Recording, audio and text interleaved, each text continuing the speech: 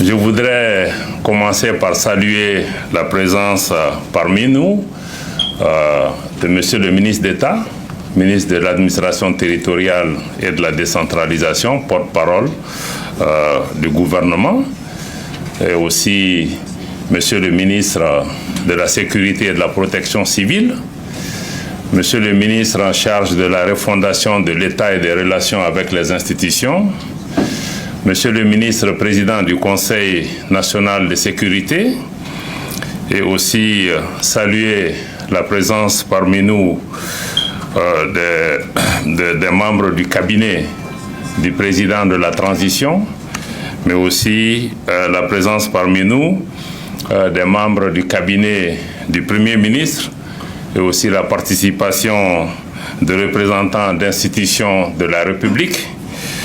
Je voudrais reconnaître et saluer la présence massive et très matinale avec nous du doyen et de l'ensemble du corps diplomatique invités pour la cérémonie. Je voudrais aussi les saluer et les remercier.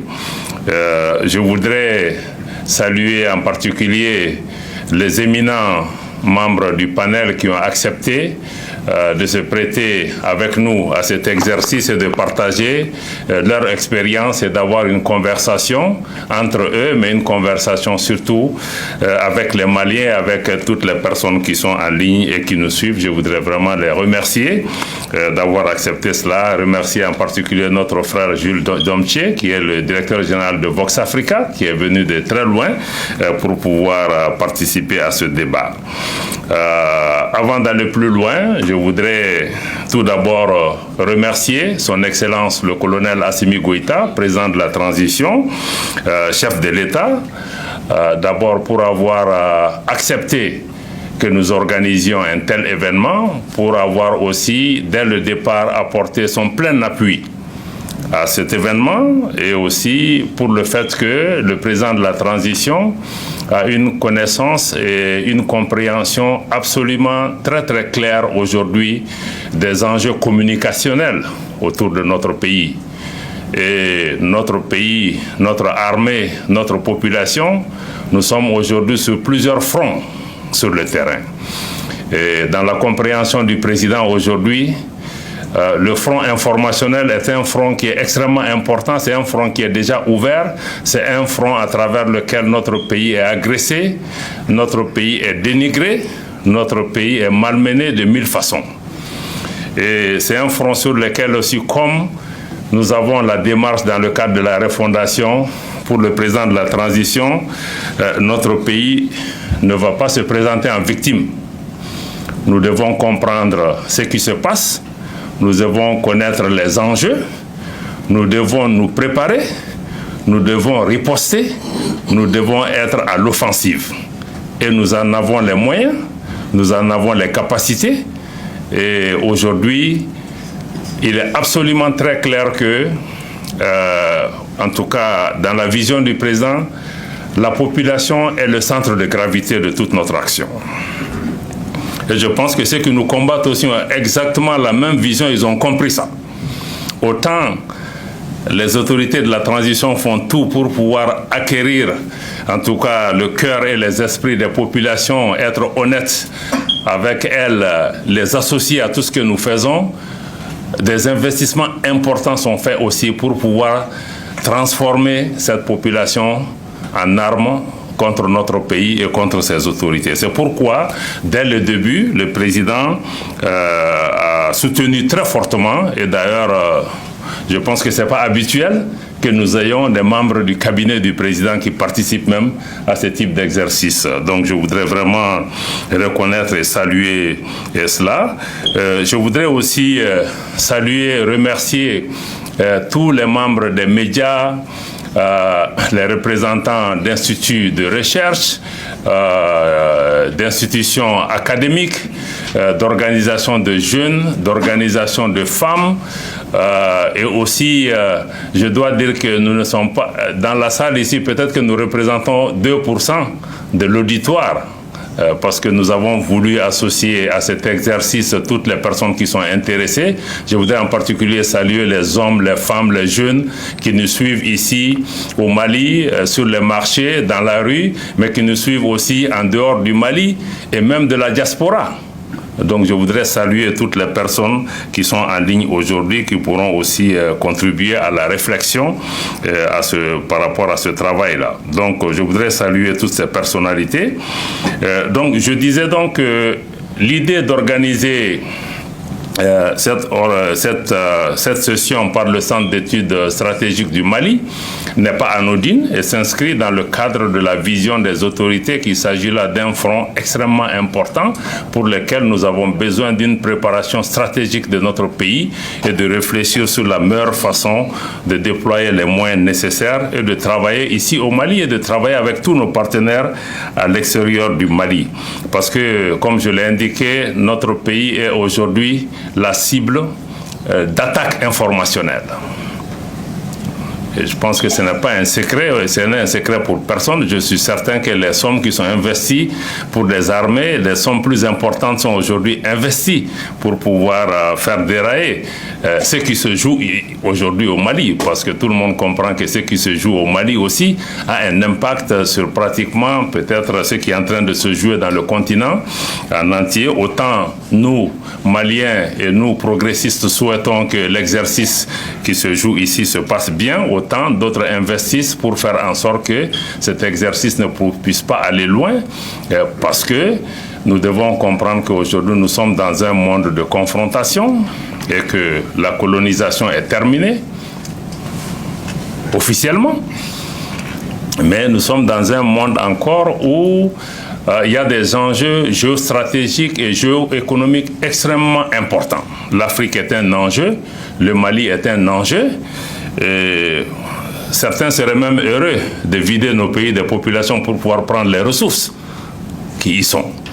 Donc ce sont des enjeux extrêmement importants de contrôle. Donc l'information s'inscrit dans le cadre de ces objectifs et de ces desseins, de pouvoir perpétuer la domination, de pouvoir perpétuer aussi des politiques hégémoniques. Et pour arriver à cette fin, il faut diaboliser, il faut manipuler, il faut déstabiliser les pays.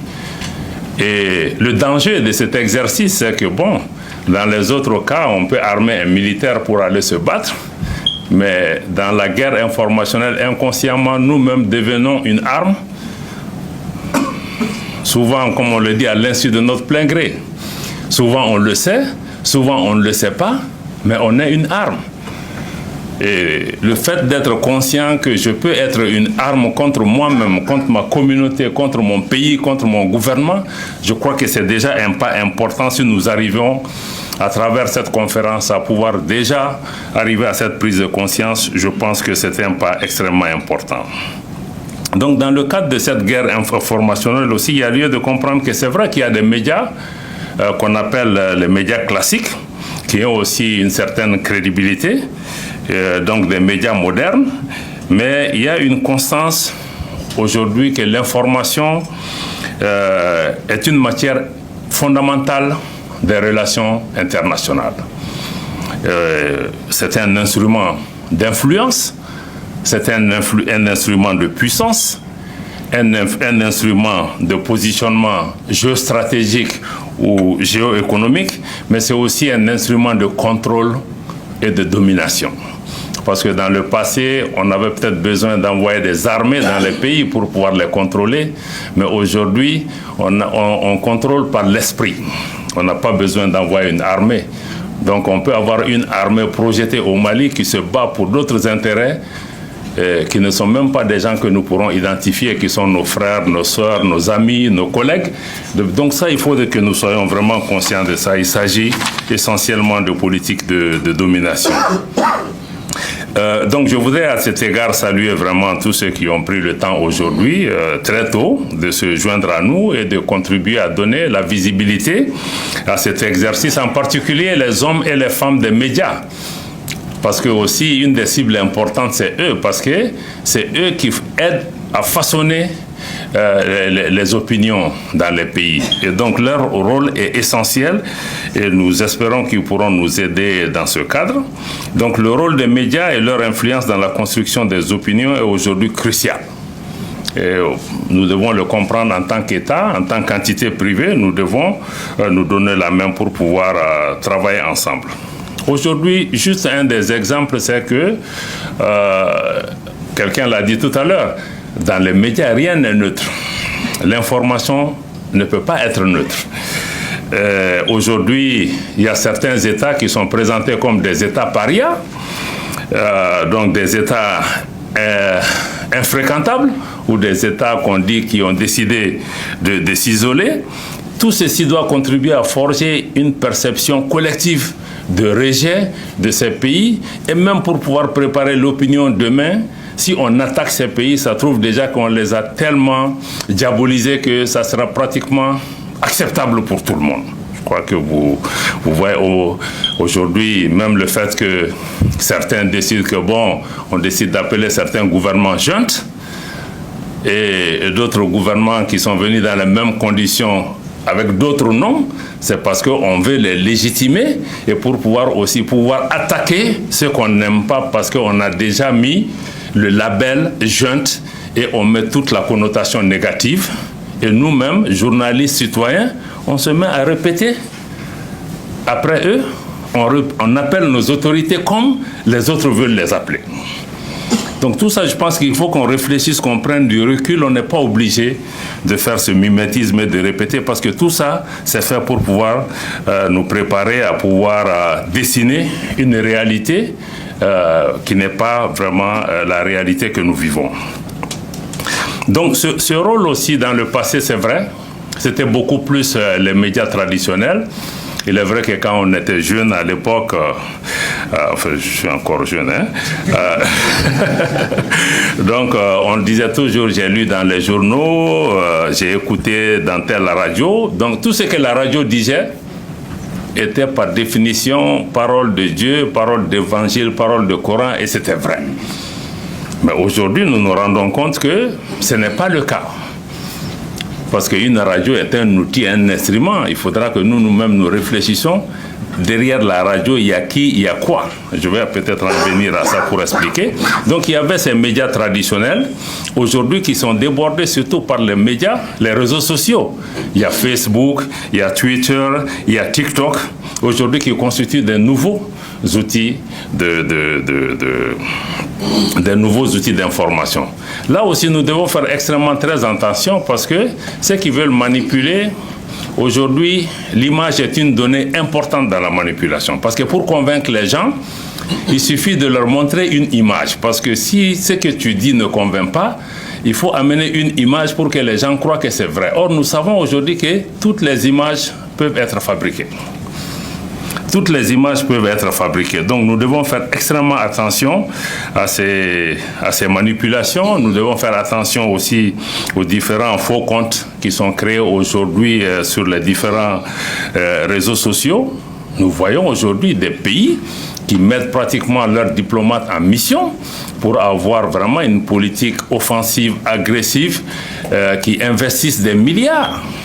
Quelqu'un disait tout à l'heure quand on était dans la salle que le budget des BBC dépasse le budget de certains États. Pourquoi ces pays investiraient autant d'argent?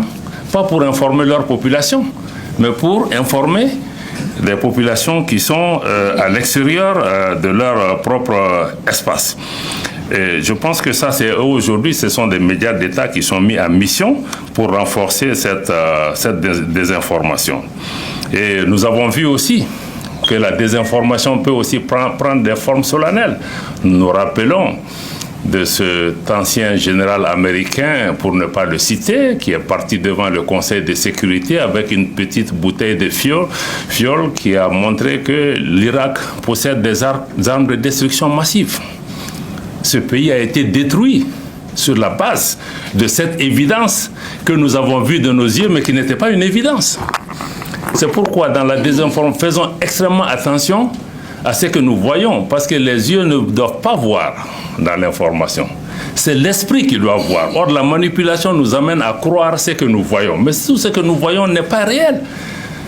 Et ce jour-là, le monde entier était convaincu que l'Irak possédait des armes de destruction massive. Ce pays a été bombardé, détruit. Toute la région a été déstabilisée.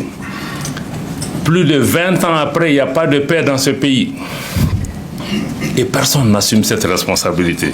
Pourtant, nous avons tous applaudi quand il y a eu l'intervention parce qu'on était convaincus qu'on a enlevé un tyran, on a enlevé un... Donc, faisons extrêmement attention à toutes ces questions de manipulation. Et puis, un des autres exemples aussi, c'est tout près de nous, en Libye. C'est des alibis qui sont venus, on a présenté le colonel Kadhafi, en disant qu'on va amener la démocratie en Libye.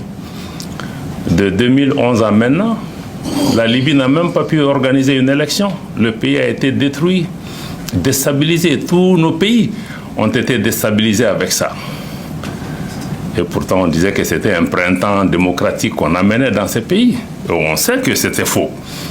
Et plus près de nous, quand il y a eu les incidents à Moura, mais on nous a sorti des images de je ne sais où. Parce qu'encore une fois, pour que les Maliens y croient ou que les partenaires y croient, il fallait l'objet du crime. Et il fallait des images. Et on a fabriqué des images pour essayer de convaincre le monde qu'il y a eu massacre à Moura. Mais tout le monde savait que c'était absolument faux. D'ailleurs, c'est parti comme ça puisqu'il n'y avait pas de base. Des ONG ont été payés, des individus ont été payés, des gens qui sont assis à Bamako ont témoigné. Mais c'était du faux. Mais aujourd'hui, il y a un pays où il y a un vrai massacre où personne ne parle. Des dizaines de milliers de personnes tuées. Et on regarde ailleurs. Donc, je pense qu'il faut vraiment qu'on fasse extrêmement attention à tout ce qui est désinformation. Maintenant, pour revenir à notre cas général, vraiment pour pouvoir cadrer le sujet de l'exercice d'aujourd'hui, je crois que le point premier de notre point de vue et de la compréhension du Centre d'études stratégiques, c'est d'abord d'arriver à une compréhension commune de ce qui peut être appelé, en tout cas, guerre informationnelle ou manipulation, et quels sont les enjeux, comment nous sommes préparés par rapport à ça, et comment nous-mêmes, nous pouvons apporter notre propre narratif. Je sais que probablement beaucoup sur le panel reviendront sur cette question. Le représentant de l'UNESCO en a parlé. C'est une question de narratif. Malheureusement, nous sommes sur le narratif et dans le livre d'autrui. Est-ce que nous pouvons nous-mêmes créer un narratif qui est conforme à notre réalité au lieu de singer et répéter? Donc c'est ça un peu tout ce qu'ils appellent. En tout cas, ce qui est clair, c'est que qu'on l'accepte ou pas, c'est une guerre. C'est une guerre comme une guerre. C'est même pire qu'une guerre. Parce qu'une guerre sur le terrain, on sait, par exemple, que quand tu tires une balle, ça tue une cible. Mais ça, ce sont des balles qui tuent à répétition. Et ce sont même des balles plus dangereuses. Parce qu'aujourd'hui, dans le monde de la communication, mais nos militaires même ne sont pas déconnectés des médias. Ça veut dire que ceux qui veulent désinformer, ce n'est pas notre population seulement qui désinforme, mais ça touche au moral de nos unités qui sont sur le terrain. Ils diffusent des informations, même tout ce que notre population dit, mais l'armée, on a des femmes, des épouses, ils vivent avec nous. Donc ils vivent, et ces personnes savent ça. Donc il faut que nous fassions, il ne s'agit pas de dire que nous soutenons nos femmes. Parce que quand on m'envoie une image, je dois toujours réfléchir, est-ce que je dois le transférer ou pas? Est-ce que c'est vrai, c'est pas vrai? Dans quelle mesure ça touche à mon armée, à ma communauté? Donc il faut que nous-mêmes nous fassions extrêmement attention à cela. Donc il s'agit bien évidemment d'une guerre. Cette guerre-là, elle est beaucoup plus... Il y a un affrontement réel, mais elle est beaucoup plus subtile et beaucoup plus sournoise, mais même beaucoup plus nocive quand même, malgré tout, quel que soit l'angle sur lequel on peut l'observer. C'est vrai que la gestion de l'information en temps de paix déjà, elle n'est pas neutre, mais vous vous imaginez si on gère l'information en temps de guerre, ça devient le prolongement du conflit. Juste un exemple, Juste dans le label, souvent, on ne fait pas attention. J'ai parlé de junte, mais en Argentine aussi, quand il y avait le conflit là-bas, bon, on voyait qu'il y avait deux images. Certains, soit ils appelaient que c'est un conflit qui concerne les îles Falkland, ou bien qu'on appelle que c'est les îles Malouines. Dans les deux cas, il y a une définition politique qui est derrière. Il y a notre perception, comment nous comprenons le conflit argentin. Donc, dans chaque chose, il faut pouvoir vraiment nous-mêmes avoir notre définition de la question. C'est la même chose en Palestine. Quand on regarde les médias, on a l'impression qu'on parle de deux réalités différentes. Que d'un côté, ceux qui sont les champions de la défense des droits de l'homme, moi je pense que si un enfant palestinien est tué, un enfant israélien est tué, c'est une catastrophe pour l'humanité.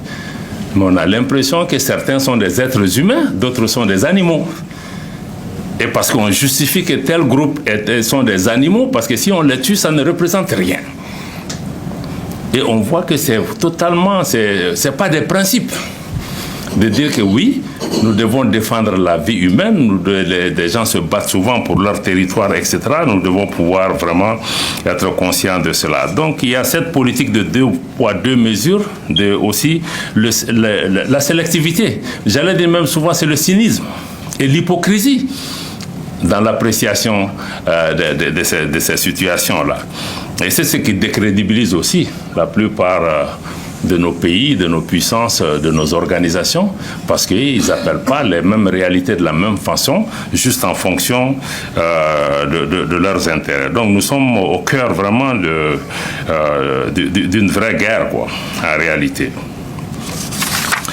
Je voulais aussi, sur la même question, reconnaître que c'est vrai, la guerre informationnelle et la désinformation, elle existe, mais elle peut aussi être une arme psychologique. Parce que c'est là que c'est important. Parce que quelqu'un le disait que la guerre naît dans l'esprit des hommes. Pour mettre fin à la guerre, il faut pouvoir la sortir de l'esprit des hommes. Et je pense que dans la guerre informationnelle aussi, on utilise la même théorie. Parce que quand on tient l'esprit des gens, on va gagner la guerre. Quelle que soit la réalité qui se passe sur le terrain. Et une des illustrations parfaites dans notre cas, c'est par rapport à ce qui se passe à Kidal. Vous voyez que la réalité n'est pas toujours décrite comme elle devait être décrite. Aujourd'hui, il est un fait pour nous tous, pour vous, pour nous, que les forces armées maliennes contrôlent cette localité. Mais il y a certains qui essayent par tous les moyens. D'abord, on a nié que c'était possible. Après, quand ça a été possible, on dit que non, ce n'est pas eux qui ont fait. Ah, s'ils ont fait, ils n'étaient pas seuls. Il y a d'autres qui ont... Tout ça, c'est pour pouvoir dénigrer, diaboliser et montrer que les forces armées maliennes ne valent rien. Elles ne peuvent pas faire ça. Elles ne peuvent pas avoir réussi. Surtout, elles ne peuvent pas avoir réussi là, nous, force internationale, après avoir investi des milliards de dollars pendant 10 ans, on n'a pas pu le faire. C'est une petite armée malienne. Donc ça montre qu'il y avait un problème.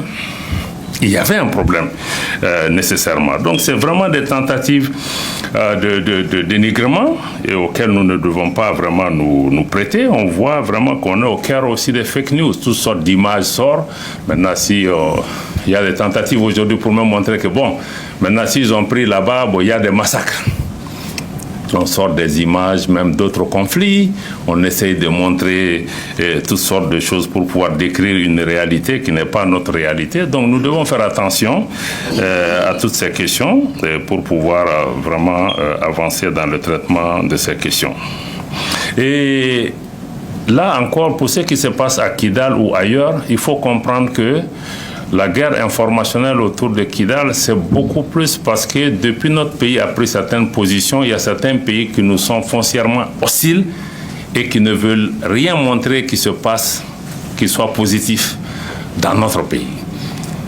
Donc c'est là où la guerre se situe de façon générale par rapport à cette question. Et il y a des diffusions qui se font à ce niveau-là. Nous devons pouvoir travailler pour pouvoir réduire les capacités de nuisance.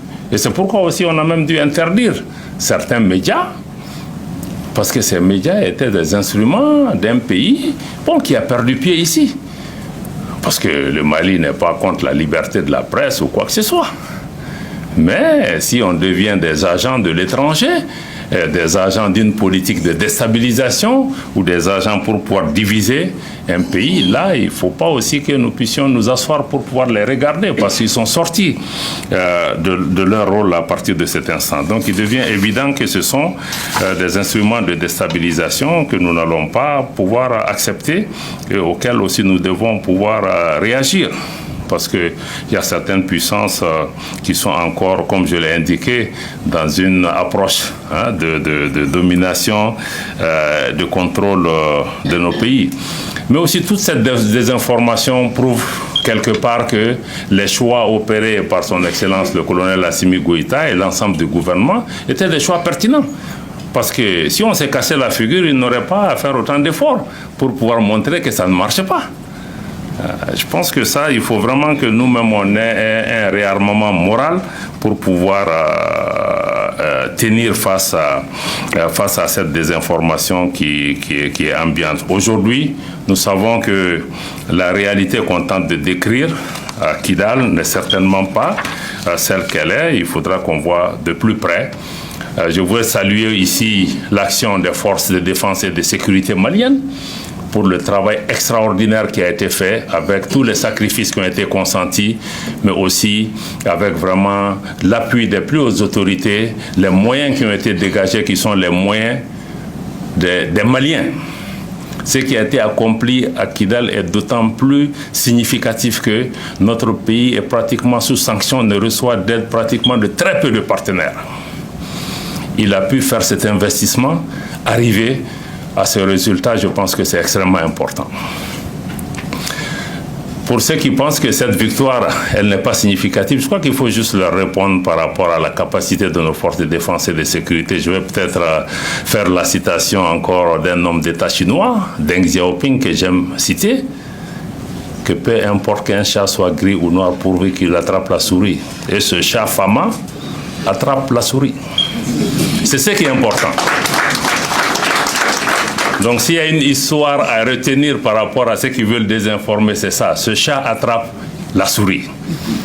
Voilà. Tout le reste, je pense que ce sont vraiment des éléments de désinformation. L'autre aussi, vraiment par rapport à la guerre informationnelle aussi, je voulais juste qu'on réfléchisse un peu, parce qu'hier soir aussi, on était dans une conversation, parce que c'est extrêmement important pour les médias étrangers.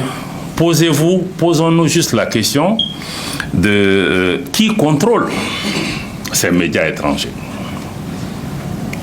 qui finance ces médias étrangers, quel est l'objectif recherché à travers le financement de ces médias étrangers, quelle est la cible qui est recherchée, pourquoi on investirait l'argent du contribuable français, britannique, américain pour informer un Malien en Bambara, en Fulfulde, en Songhai. Les Maliens ne sont pas capables de diffuser l'information dans ces langues. On doit se demander pourquoi. Parce qu'il y a une tentative de contrôle par rapport à ces questions. Donc nous devons pouvoir... Quand on parle aussi des libertés de la presse, là aussi il faut se poser la question, je vais peut-être m'en arrêter là. La liberté de la presse aussi, il y a beaucoup d'hypocrisie dedans. Parce que ces pays qui prétendent être des champions de la liberté de la presse, j'ai vu une télévision aux États-Unis qui a chassé 3 journalistes. Parce que ces 3 journalistes ont dit seulement que les Palestiniens ont autant de droits de se défendre que les Israéliens. Mais ça, est-ce que ça c'est nouveau? Pourtant, ça, c'est des champions de dire que nous, c'est le droit de l'homme, liberté de presse. Quand le Mali touche un journaliste, ça fait le tour du monde. Mais ça, on a chassé des gens. Ça veut dire que même la presse privée, elle est contrôlée. Il y a une ligne, tu ne peux pas dire n'importe quoi. Ne parlons pas de la presse publique. Donc ça aussi, ces questions, il faudra que nous puissions garder tout ça à l'esprit. Je pense que je me suis aventuré dans beaucoup de questions. Sans pouvoir les maîtriser totalement, mais c'était pour pouvoir aussi lancer les débats. Mais je suis certain que nos éminents panélistes qui sont avec nous pourront nous aider à décortiquer toutes ces questions, à mieux les comprendre. En tout cas, pour notre part, je dois dire que le gouvernement de transition, sous le leadership du président de la transition et du Premier ministre, est pleinement conscient du défi de cette nouvelle guerre Et contrairement à la guerre classique, cette guerre peut faire beaucoup de victimes qu'on ne le pense. Mieux, il peut faire aussi parfois des populations locales, des communautés elles-mêmes, des armes, et ceci peut aussi déstabiliser nos armées, comme je l'ai dit. Le gouvernement est pleinement conscient de ces enjeux, mais on n'est pas seulement que conscient, parce que si vous regardez aujourd'hui, le ministre d'État, ministre porte-parole du gouvernement est là, tous les efforts qui sont faits par notre gouvernement pour pouvoir communiquer avec notre population, pour pouvoir informer, pour pouvoir dire ce qui est. Que les autres y croient ou pas, ce n'est pas important. Pour nous, ce qui est important, c'est ce que les Maliens pensent d'abord. Donc il y a des efforts qui sont faits là-bas, au niveau du ministère de la Communication et de nos différents organes privés ou publics. Je sais qu'il y a beaucoup d'efforts qui est fait pour pouvoir expliquer. Je vais en particulier féliciter le ministère de la Défense, nos forces de défense et de sécurité, la DIRPA. On voit qu'il y a eu un investissement et des résultats qualitatifs aujourd'hui dans la communication. Et je sais que beaucoup de médias aujourd'hui, par rapport à la situation sécuritaire du Mali, utilisent les sources maliennes. Parce que aussi, aujourd'hui, notre armée génère son information et informe par rapport à ce qui se passe sur le terrain. C'est dire que nous aussi, aujourd'hui, notre riposte est en cours. Par rapport à cette guerre informationnelle à laquelle nous ne voulons pas être des spectateurs, nous voulons être des acteurs, nous voulons pouvoir raconter nous-mêmes notre histoire et nous voulons pouvoir compter aussi sur les populations parce que, encore une fois, ce sont nos populations ici, c'est cette diaspora africaine et autres qui sont aujourd'hui pleinement mobilisées. Parce qu'encore une fois, notre arme principale, ce sont les idées, c'est notre conviction. Et nous ne sommes pas aussi faibles que certains peuvent le penser. Donc nous devons comprendre que pour cela, nous devons pouvoir vraiment maîtriser l'information, générer l'information, être des acteurs et définir ce que nous voulons par rapport à ça. Et travailler aussi toujours dans un esprit patriotique, qu'on soit journaliste, qu'on soit de la société civile. Ce qui est important, c'est d'aimer notre pays. Et de dire les choses telles qu'on les sent. Donc je voudrais dire ça en guise d'introduction. Je m'excuse d'avoir été un peu long, mais voilà, j'attends avec beaucoup d'intérêt le débat au niveau des panels et aussi de vous voir contribuer aussi à cette discussion. Nous ne sommes pas venus ici pour apprendre aux gens. Nous-mêmes décideurs, nous sommes là aussi pour comprendre, pour voir ce que nous-mêmes nous devons faire. Et un point qui est important aussi, nous, Africains, les États, les institutions privées, les communautés, il faut que nous investissions dans l'information. Il faut que nous investissions, autant nous investissons dans nos armées. Aujourd'hui, si la guerre informationnelle est réelle, il faut que nous investissions, nous y mettons des ressources pour pouvoir être préparés. Merci beaucoup. Excellent.